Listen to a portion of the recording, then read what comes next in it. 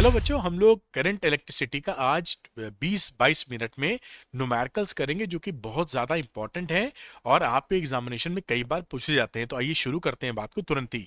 तो न्यूमेरिकल्स इन 20 minutes exam में पक्का आएंगे, तो शुरू से अंत तक पूरा वीडियो देखिएगा जिससे हर चीज समझ में आए। और टॉप क्वालिटी कंटेंट के लिए यानी फिजिक्स सुपर इसी भाषा के लिए अरविंद एकेडमी चैनल को सब्सक्राइब करना मत भूलिएगा।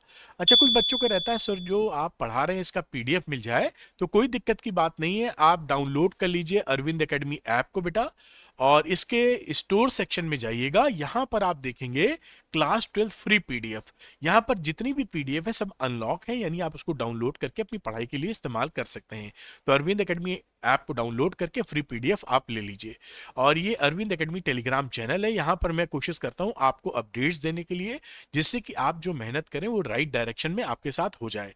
उसके बाद बड़ी इंपॉर्टेंट इंफॉर्मेशन, शोर शॉर्ट क्वेश्चंस हैं पीसीएम के एंड पीसीबी के, अलग अलग भी हैं, PC physics chemistry maths bio and PCMB भी।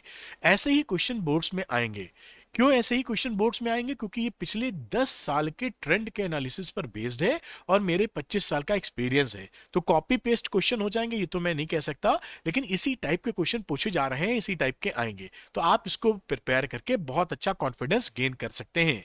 20 से 25 क्वेश्चन पर चैप्टर आपको मिलेंगे जो आसानी से आप लगा सकते हैं। फुली सॉल्व है, कहीं सोल्यूशन के लिए आपको भटकना नहीं है, और 100% बोर्ड या एग्जाम टारगेटेड क्वेश्चन है। ऐसे ही क्वेश्चन बोर्ड में आएंगे। और अच्छी बात क्या है कि जहां पर फिजिक्स इन्वॉल्व है, यानी जैसे पीसी में फिजिक्स है, पीसीबी में फिजिक्स है, फिजिक्स अकेला है, या पीसीएमबी में फिजिक्स है, उसमें मैं आपको फ्री गिफ्ट दे रहा हूं एनसीईआरटी वीडियो सॉल्यूशंस बेटा। एक्सरसाइज और एग्जाम्पल्स पूरी किताब के मैंने सुपर इजी भाषा में रिकॉर्ड किए हैं। मैं इसके साथ दूंगा कि अगर आप श्योर शॉर्ट क्वेश्चन मेहनत करके लगा लेते हैं और टाइम बचता है, तो आप एनसीईआरटी क्वेश्चन भी यहां से लगा सकें, कहीं भटकने की जरूरत नहीं है। और बहुत अच्छा एक्सप्लेनेशन आपको मिलेगा। चलिए, जिस वजह से ये वीडियो बन रहा है उसकी बात शुरू करते हैं। उससे पहले हाँ, अगर आपको श्योर शॉर्ट क्वेश्चन चाहिए तो आप क्या करिए कि अरविंद एकेडमी ऐप को डाउनलोड कर लीजिए और इसके स्टोर सेक्शन में जाइएगा। स्टोर सेक्शन में जाइए, कई सारे कोर्सेज दिखेंगे, वहां पर श्योर शॉर्ट क्वेश्चन देखकर आप ले सकते हैं। बाकी कोर्सेज भी हैं, अगर आपको सुटेबल लगे तो आप वो भी ले सकते हैं, आपकी हेल्प जरूर हो जाएगी। अब पढ़ाई की बात करते हैं। ये पहला न्यूमेरिकल आपके सामने आ जाता है। इसमें बोला गया है a copper wire has a resistance of 10 ohm. एक कॉपर वायर है, ये देखिए मैं फोटो बना देता हूं, इसका रेजिस्टेंस 10 ओम का है, और इसका जो क्रॉस सेक्शन एरिया है वो 1 मिलीमीटर स्क्वायर है, जैसा कि यहां पर आपको दिख रहा है। और इसके बीच में जो पोटेंशियल डिफरेंस है वो 10 वोल्ट का क्रिएट कर दिया गया है अक्रॉस दी एंड्स बोल दीजिए। कैलकुलेट द ड्रिफ्ट स्पीड, हमको क्या निकालनी है? ड्रिफ्ट स्पीड निकालनी है इलेक्ट्रॉन्स की। If the number electron per cubic metre in copper is 8 into 10 की पावर 28 इलेक्ट्रॉन्स, यानी कि जो इलेक्ट्रॉन डेंसिटी है स्मॉल एन जो फॉर्मूले में आता है, उसकी वैल्यू यहां पे दे रखी है। हम जानते हैं जो करंट होता है I is equal to e n A v d होता है। इस फॉर्मूले का हम यहां पर इस्तेमाल करेंगे, लेकिन डायरेक्टली करंट नहीं है, तो करंट की जगह V और R हमको दे रखा है, तो V is equal to I R से हम करंट की वैल्यू निकाल सकते हैं। हम जानते हैं V is equal to I R होता है, तो I की वैल्यू हो गई V अपॉन आर। इस I की जगह हम यहां से V अपॉन आर को पुट कर देंगे। ये देखिए हमने यहां पर इसको, इस वैल्यू को इसमें डाल दिया, और ये I की जगह हमने वैल्यू पुट कर दी V बाई आर। और ये जो राइट हैंड साइड वैल्यू थी e n A v d, इसको ऐसे ही पड़े रहने दिया। अब हमें चाहिए क्या? हमें तो निकालनी थी, देखिए, ड्रिफ्ट वेलोसिटी वी डी। तो वी डी निकाल लेते हैं, तो वी डी की वैल्यू हो गई वी, जो कि पोटेंशियल डिफरेंस है, और ये पूरा term e n A R के साथ आ गया। अब कुछ नहीं करना, यहां पर सीधे आपको वैल्यू पुट कर देनी है। जो पोटेंशियल डिफरेंस था वो 10 वोल्ट है, ये देखिए 10 वोल्ट डाल दिया।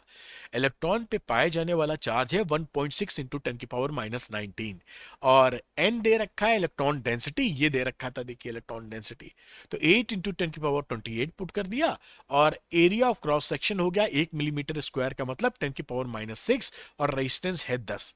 यानी सारी वैल्यू आपने पुट कर दी। इसको आप कैलकुलेट कर लीजिए, कैलकुलेट तो आप कर ही लेंगे आसानी से। ये वैल्यू आ जाएगी 0.078 मिलीमीटर पर सेकेंड, और यही आपका बेटा देखेंगे आपका आंसर आ गया। ऐसे ये बोर्ड में आया हुआ क्वेश्चन है, और ऐसे क्वेश्चन बोर्ड्स में आपको खूब मिलेंगे। तो ये क्वेश्चन कंप्लीट हो जाता है। आइए चलते हैं दूसरे क्वेश्चन की तरफ, फटाफट उसको भी देखते हैं। अब देखिए यहाँ पे लिखा हुआ है, ये क्वेश्चन बहुत इंपॉर्टेंट है, बोर्ड में कई बार आ चुका है, एनसीईआरटी का क्वेश्चन है। At room temperature 27 degree centigrade the resistance of a heating element is 100 degree. 100 ohm. 27 degree पर जो रेजिस्टेंस था हीटिंग एलिमेंट का वो 100 ओम था resistance. What is the temperature of the element if the resistance is found to be 117 degree 117 ओम। यानी resistance जब 117 ओम हो जाता है तो उस समय उसका टेम्परेचर कितना है ये हमको निकालना है। और given that the temperature coefficient यानी अल्फा जो दे रखा है of the material of the resistor is 1.7 into 10 की पावर -4 पर डिग्री सेंटीग्रेड, एवरेज वैल्यू है। तो ये वैल्यू आपको दे रखी है। तो हम फॉर्मूला जानते हैं R2 is equal to R1 1 plus alpha into delta T. ये फॉर्मूला डायरेक्टली तब अप्लाई कर सकते हैं जब एल्फा यहाँ पे एवरेज वैल्यू आपकी दे रखी हो। अब यहाँ पे R2 लिखा, R1 लिखा, 1 प्लस एल्फा और डेल्टा टी की जगह T2 minus T1, difference in the temperature. अब यहां पर देखिए R1 को मल्टीप्लाई कर दीजिए तो R1 आ जाएगा plus R1 alpha T2 minus T1 आ जाएगा। तो R1 alpha T2 minus T1 ये लिखा हुआ है, और ये जो R1 आया था 1 से मल्टीप्लाई करके ये R2 में माइनस करके यहां लिख दिया है। तो R2 minus R1 right hand side पे और लेफ्ट हैंड साइड पे R1 alpha T2 minus T1। अब यहां पे हमने T2 माइनस T1 निकाल लिया तो R2 minus R1 upon R1 into alpha या एल्फा इंटू R1। अब ये वैल्यू रखी जा सकती है यहां पर। ये R2 की वैल्यू थी 117, R1 था 100 और एल्फा है यहां पर 1.7 इंटू 10 की पावर -4 और R1 दे रखा था 100। अब इसको सॉल्व कर लीजिए, ऊपर बचेगा 17 और नीचे और कैलकुलेशन जब करेंगे तो 1000 आ जाएगा। अब ये T2 माइनस T1 1000 आया है तो T2 माइनस T1 इज 1000। तो T2 की वैल्यू कितनी हो गई 1000 में T1 जोड़ दीजिए और T1 था कितना 27। ये देखिए बोल रखा था 27 डिग्री सेंटीग्रेड पे इसके हालचाल जो थे, तो 1000 में आपने 27 जोड़ दिया तो 1027 डिग्री सेंटीग्रेड आपका आंसर आ गया। इस तरह से बहुत ही सरल सवाल है, आप जो कर पाएंगे और बोर्ड्स में खूब पूछा जाता है तो ये सवाल भी हो जाता है। आइए नेक्स्ट क्वेश्चन की तरफ हम लोग बढ़ते हैं। अच्छा, अगला क्वेश्चन क्या बोलता है, the number density of free electrons in A copper conductor estimated is this one.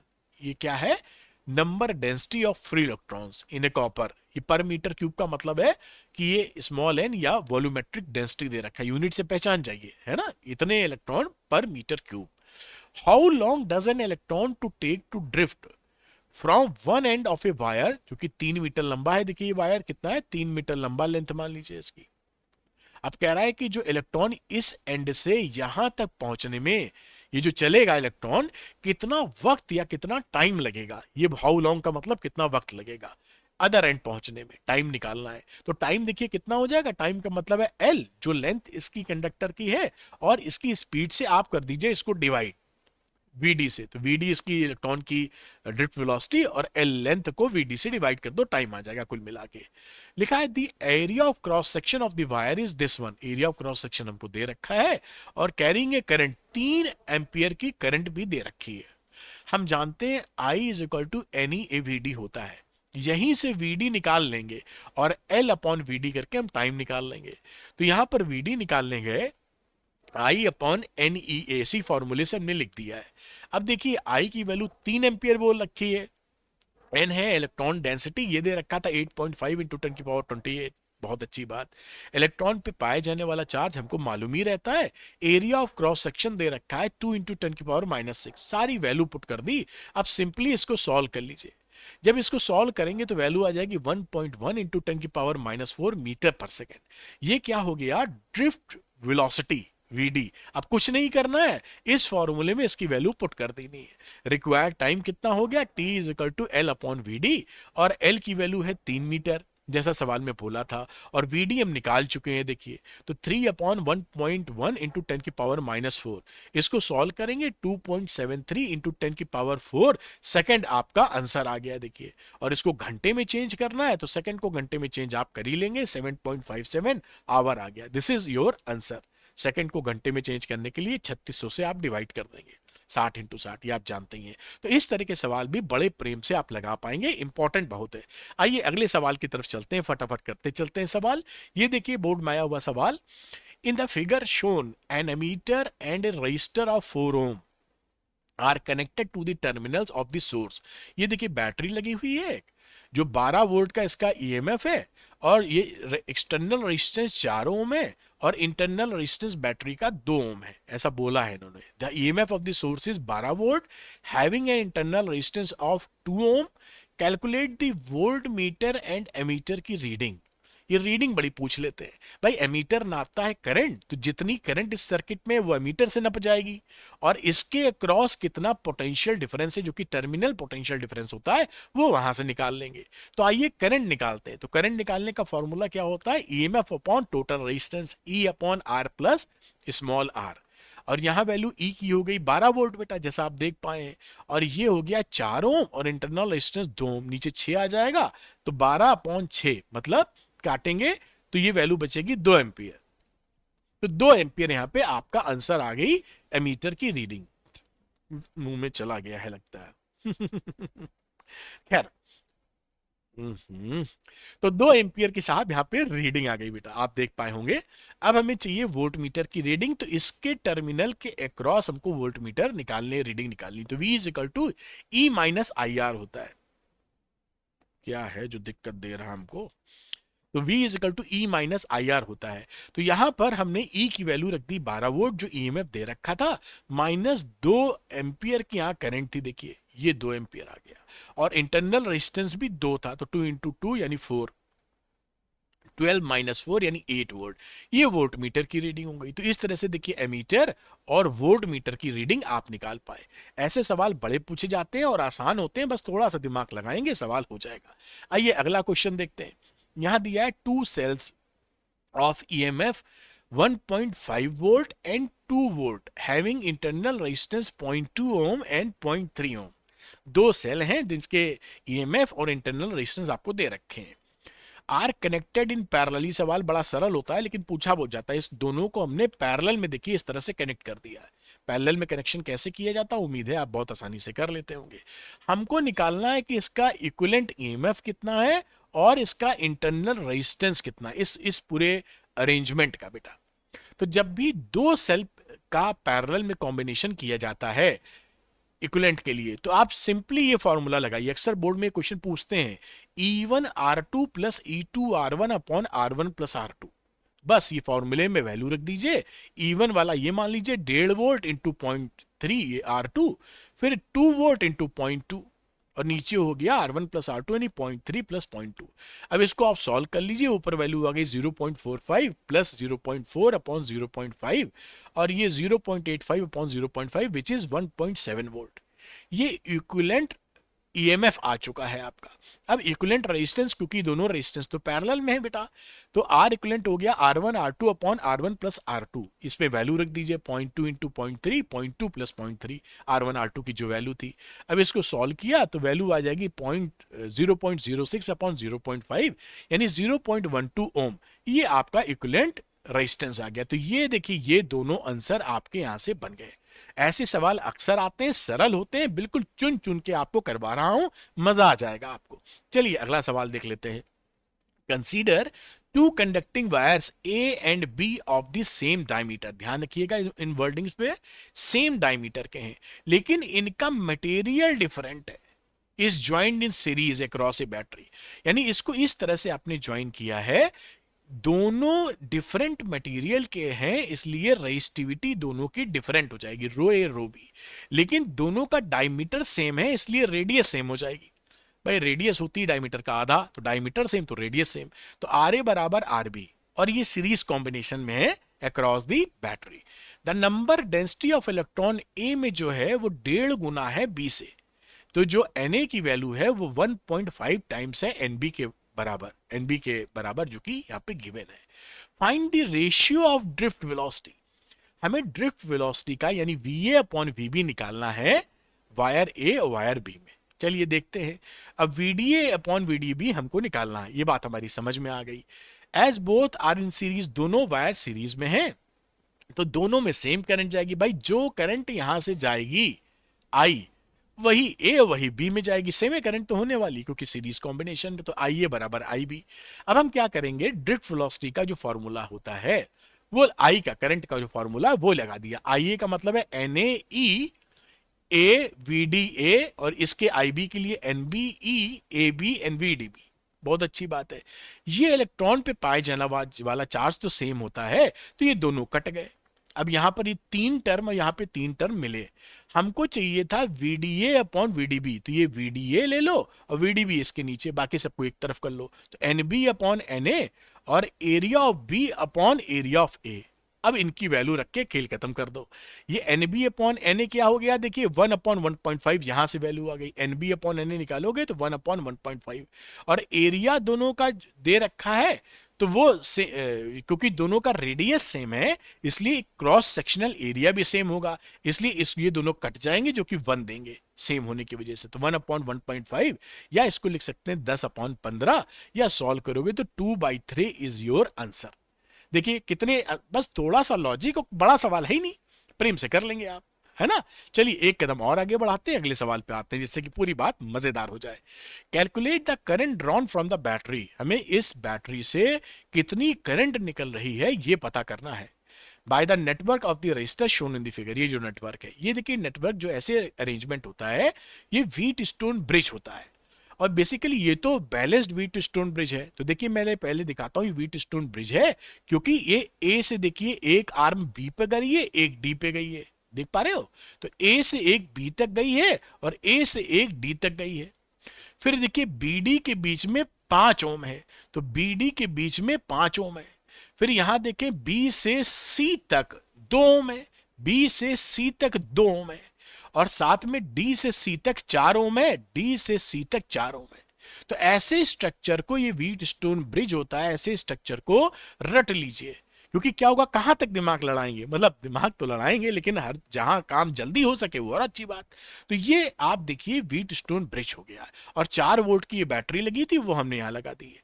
और अच्छी बात क्या है कि बैलेंस्ड है। कैसे मालूम बैलेंस्ड है, क्योंकि इनका रेशियो देखिए, P this it is balanced Wheatstone bridge, क्योंकि P upon Q is equal to R/S बराबर है P 1/2, P, ये समझ लीजिए P, इसको Q और इसको R और इसको S, कोई टेंशन नहीं है। तो 1/2 इज इक्वल टू 2/4 आ रहा है, दोनों आधे आधे हैं, तो ये दोनों इक्वल है। इस वजह से ये व्हीट स्टोन ब्रिज है जो कि बैलेंस्ड है। बैलेंस्ड व्हीट स्टोन ब्रिज में जो बीच वाली आर्म होती है, ये किसी लायक नहीं होती, यानी इसको इग्नोर कर देंगे। BD arm resistance of no use, इसको भूल जाइए। तो इसका रेजिस्टेंस क्या हो गया, ये देखिए ये सीरीज में हो गया, आर्म AB और BC सीरीज में, A+2 3 ओम हो गया RABC। नीचे वाला देखें तो ये 2 ओम और 4 ओम भी सीरीज में है, 2 + 4 6 ओम हो गया RADC। और ये दोनों जो हैं, ये दोनों आपस में पैरेलल में है, ये देखिए ऊपर से पैरेलल में है, तो पैरेलल वाला फॉर्मूला लगा दीजिए, RAB एंड RADC, ये जो ABC लिख देना चाहिए, ABC एंड RADC, ये दोनों पैरेलल हैं, तो R1 R2 upon R1 + R2 का फॉर्मूला लगा दिया। तो 3 × 6, ये जो वैल्यू थी, अपॉन 3 + 6 18/9, यानी 2 ओम आ गया इक्विवेलेंट रेजिस्टेंस। अभी तो हमको निकालनी थी करंट, तो करंट के लिए I is equal to V upon R equivalent. V क्या है, वोल्टेज। 4 वोल्ट की बैटरी लगा के हम बैठे हैं, और साथ में रेजिस्टेंस इक्विवेलेंट आया है 2, तो 4/2 यानी 2 एम्पियर इज योर आंसर। देखिए ये अच्छा खासा सवाल जो कि बोर्ड्स में खूब आता है, आपने प्रेम पूर्वक इसको कर लिया है। आइए नेक्स्ट क्वेश्चन की तरफ मूव कर जाते हैं, उम्मीद है ये बात पकड़ पाए होंगे आप।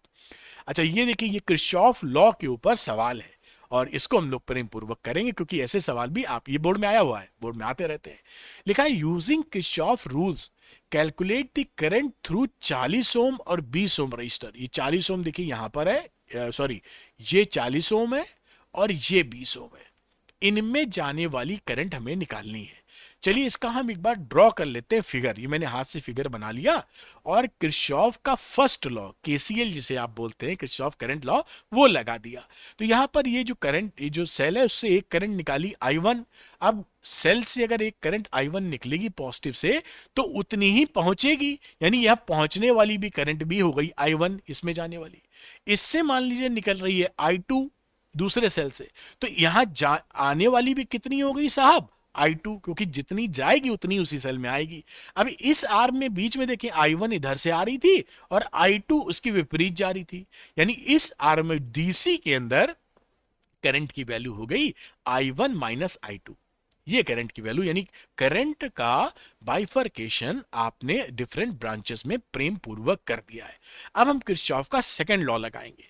किरचॉफ सेकंड, जिसे आप केवीएल बोलते हो, किरचॉफ वोल्टेज लॉ, वो लगाने से पहले लूप ले लीजिए। तो हम दोनों को, आदत मेरी पड़ी, आप चाहें तो कैसे भी ले सकते हैं, एंटी क्लॉकवाइज डायरेक्शन में हम इसको लिए ले रहे हैं। अब देखिए, जब भी आप रूल लगाइए, आप क्लोज लूप का नाम लिख दीजिएगा, नहीं तो नंबर कट जाएंगे आपके। ये देखिए लिखा है ना मैंने, और इसी पाथ को फॉलो करना है। जैसे A B C D, A B C D A, इसी को हमने फॉलो किया, जैसे लिखे हैं वैसे ही हम फॉलो कर रहे हैं। हो सकता है साइन कन्वेंशन आपके टीचर ने कुछ और पढ़ाया हो, मैं जिस तरह कर रहा हूं इस तरह करेंगे तो कभी गलती नहीं होगी। आइए देखते हैं। तो ए से बी की तरफ जा रहे हैं, तो पॉजिटिव टर्मिनल बैटरी की तरफ जा रहे हैं, तो ये वोल्टेज पॉजिटिव हो गया। 80 वोल्ट की बैटरी थी तो प्लस 80 वोल्ट हो गया। ठीक है।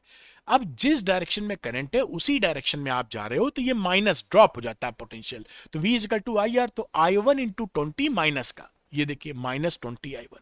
अब इस आर्म में गए, जिस आर्म जहां करंट जा रही है उधर ही आप जा रहे हो। यहां पे करंट कितनी, I1 माइनस I2 और 40 ओम। तो I1 minus I2 into 40 minus में -40 I1 minus I2 is equal to 0। पहली इक्वेशन बन गई है। ठीक। अब इसको थोड़ा सिंप्लीफाई कर लेते हैं, क्योंकि ब्रैकेट लगा, इसको खोल खाल देते हैं।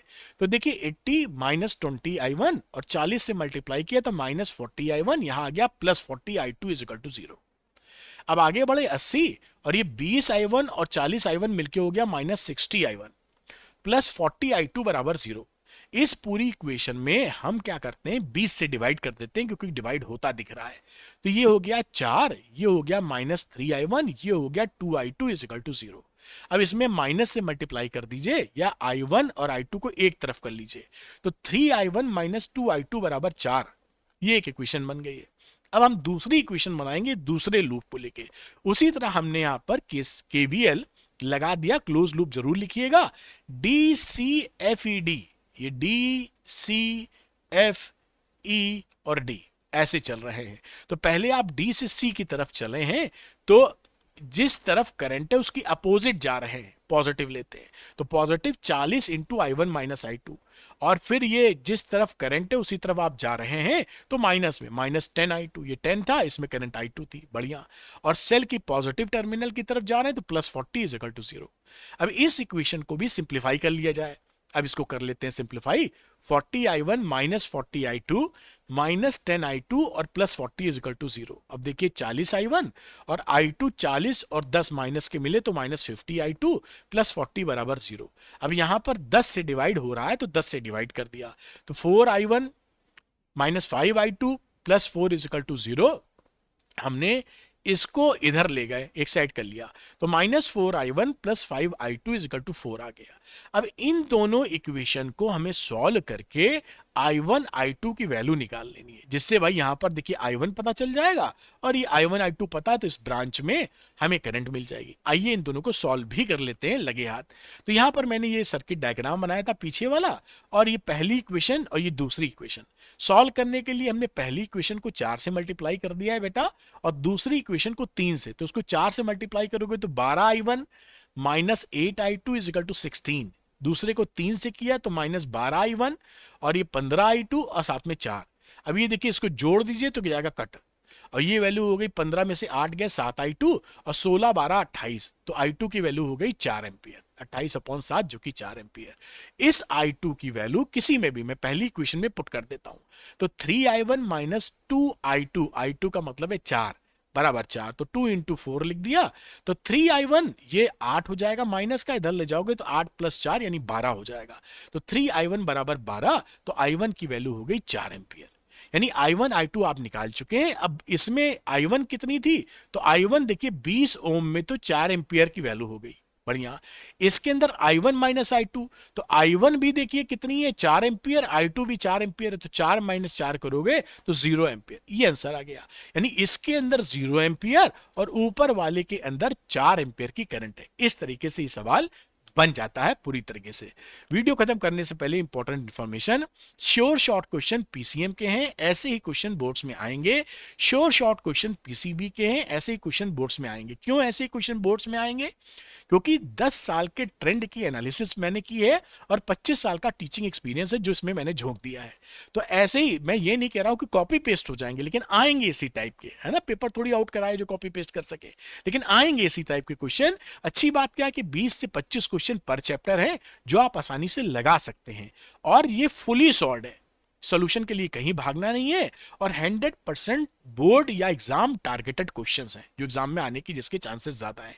साथ में आप देखें तो जिसमें फिजिक्स इन्वॉल्व है जहां जहां, वहां पर एक मेरी तरफ से गिफ्ट है, यानी free NCERT video solution and exercise, पूरी किताब का क्लास 12 फिजिक्स का। तो आप श्योर शॉट लगा मारिए, और मेहनत अगर अच्छी कर लेंगे, समय बचा ले जाते हैं, तो एनसीईआरटी के भी जो सुपर इजी लैंग्वेज में मैंने रिकॉर्ड किए हैं बहुत ही उम्दा, वो भी आप कर लेंगे, एकदम पक्का हो जाएगा काम। तो जो बच्चे श्योर शॉर्ट क्वेश्चन लेना चाहते हैं वो अरविंद एकेडमी ऐप को डाउनलोड कर लीजिए। डाउनलोड करके उसके स्टोर सेक्शन में जाइएगा। स्टोर सेक्शन में जाइए तो वहां पर आपको डिफरेंट कोर्सेज दिखेंगे, श्योर शॉर्ट क्वेश्चन भी दिखेगा। आप ले लीजिए और अपनी पढ़ाई को नेक्स्ट लेवल पर बढ़ा के जाइए। थैंक्स, एंड सब्सक्राइब करना मत भूलिएगा अरविंद एकेडमी चैनल को। Thank you, good luck to you, bye.